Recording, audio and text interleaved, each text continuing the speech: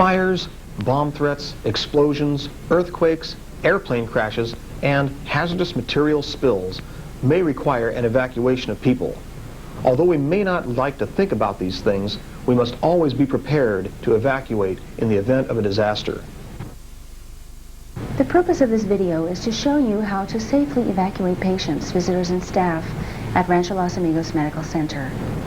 This plan was developed to address the unique needs of our patients, particularly those who are paralyzed, have unstable spines, impaired thinking, and problem-solving abilities, and individuals that use machines to assist with breathing. There are different types and methods of evacuation: partial evacuation, total evacuation, horizontal evacuation, and vertical evacuation. A partial evacuation is the term used to refer to movement of persons from one location to another within a building. A total evacuation is the movement of people outdoors or to another building. The most likely reason for a total evacuation would be a threat to the building's structural integrity. These evacuations may be performed either horizontally or vertically. In a horizontal evacuation, individuals are moved from an area of danger to one of safety on the same floor. This safe area may be behind fire doors or in a location that is more structurally sound. A horizontal evacuation is your first choice in moving people away from danger. In a vertical evacuation, individuals are moved from a dangerous or potentially dangerous location to a safer area on another floor. The first choice in a vertical evacuation is to move people down the nearest stairwell. Moving upstairs is rarely needed and is usually used only as a last alternative to save lives. In summary, move people first to a safe location on the same floor. If necessary, relocate individuals to another floor for safety. Only if it is unsafe to be in the structure should everyone be moved out of the building. One more thing. Don't even try to use the elevators during an evacuation. They're programmed to automatically go to the first floor and will not function until reset by the fire department. Any use of the elevators during an evacuation will be under the direction of the fire department. Some buildings are equipped with rolling fire curtains that automatically close in the event of fire or smoke. These curtains will temporarily retract if they make contact with an object or person while in the process of closing. In the event that a person needs to be moved to the other side of these curtains, pressure to the handle will also cause the curtains to temporarily retract. How will you know when to evacuate? Until the arrival of the fire department, the authority to evacuate comes from an executive-level staff person or an administrative charge nurse. In the event of imminent danger in a patient care area, the charge nurse may initiate an evacuation. In non-patient care areas, a building emergency coordinator, or BEC, may initiate an evacuation. In any evacuation, first remove those in imminent danger. Next, evacuate the most mobile patients who require the least help. Then progress to people who need the help of one person. Finally, evacuate those requiring more than one person. Let's look at how a horizontal evacuation should occur. Patients who can walk or move their own wheelchairs should be directed as a group to a designated safe area. The group should be accompanied by a sufficient number of staff members to ensure safety. Next, assist less mobile patients who are unable to push their own wheelchairs. Different approaches for a single rescuer to move individuals that are even less mobile may be needed. Patients who cannot transfer from a hospital bed to a wheelchair may be moved to a safe location using the blanket drag. First, tell the patient what you're about to do. Lower the bed and untuck all the sheets. Next, wrap the patient from shoulders to knees by rolling the sheets together along the midline, keeping the pillow under head. Begin to move the patient's feet off the bed by grasping at the hips and the knees. Position one of your legs against and the other away from the bed. Now, pull the patient onto your thigh by grasping the sheets at the patient's hips and shoulders. Gently slide the patient down your leg to the floor. Finally, remove the patient from the room, feet first, by pulling the sheets as shown. It is important to use good body mechanics whenever moving patients. Evacuating a patient from a specialized bed, such as the clinitron, may require a different approach to the blanket drag. Again, it is important to explain to the patient what you are doing and why. First, move the patient to the edge of the bed, ensuring that the sheet remains underneath. Placing a pillow under the heels and tying the sheet corners together will protect the feet during transfer. Turn off the bed. Now, begin the transfer by reaching under the sheet and grasp the patient's arms under their shoulders.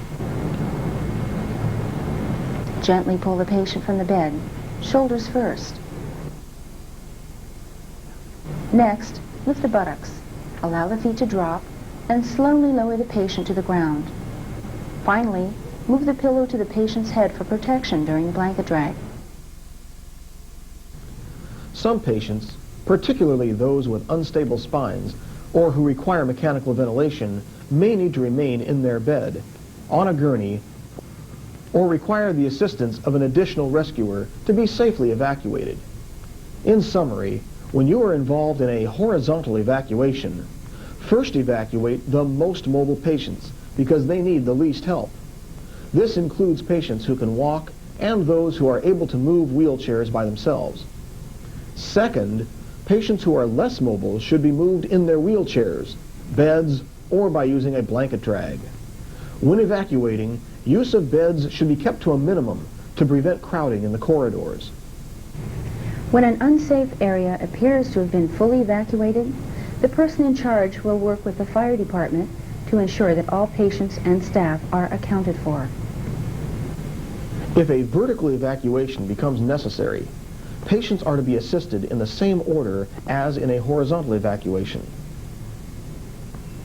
First, remove those in imminent danger.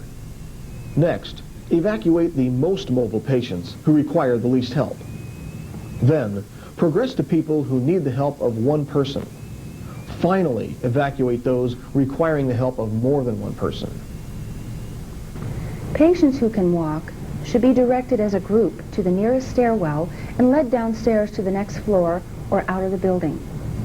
The group should be accompanied by at least one staff member. Patients who can walk but have cognitive problems should have a sufficient number of staff available to ensure safety. Those using the stairway should stay to the right so that rescuers coming up have room to pass on the left. Patients in manual wheelchairs should be bumped down the stairs with staff assistance. First, inform the patient about what you're going to do.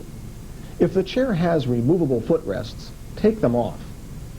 Position the wheelchair so its back is toward the stairs. Patients with hand function may want to hold on to the handrails. Your hands can be placed behind theirs on the handrail or on the chair's push handles. Put one foot on the step below the wheels and the other foot one step lower. Lean the wheelchair against your body and slowly ease it down. As the chair is eased down to the next step, reposition your feet and repeat the procedure. Individuals who use electric wheelchairs can be transferred to a manual wheelchair and bumped downstairs, or they may be lowered to a blanket on the floor and moved downstairs using a technique called the blanket drag. To safely blanket drag a person down the stairs, go down one step at a time while supporting the head and shoulders from behind. The patient's feet may bump on the stairs and become scratched or bruised. However, under situations of imminent danger, this is not a priority for life safety. Finally, persons who have unstable spines or require special assistance may be moved with the aid of appropriately skilled caregivers. These persons may be vertically evacuated using one of the stretchers located adjacent to each stairwell. Using the safety straps, secure the patient onto the stretcher. At least 2 rescuers must be available to safely move someone this way. To evacuate an individual that uses a ventilator, someone will be needed to ambubag the individual after disconnection. This person will need to continue ambubagging until relieved by someone else or until the patient can be reconnected to a ventilator. When a floor appears to be fully evacuated, the person in charge will coordinate with the fire department to ensure that all patients and staff have been accounted for. Patients who are moved outside should be located away from emergency vehicle traffic. Also, after an earthquake, ensure that patients are not at risk of being hit by falling objects, such as tree branches, light poles, or balcony overhangs. When evacuating, the individual in charge should assign one or more staff persons to obtain patient medical charts. When a total evacuation becomes necessary, and, depending on the danger present, staff should attempt to retrieve from the first floor crash carts, medication carts, and IV solutions which may be needed to provide continued care to evacuated persons. Remember, disasters rarely occur. In the event of one, however, the information provided on this video should assist you in evacuating everyone safely to a more secure environment.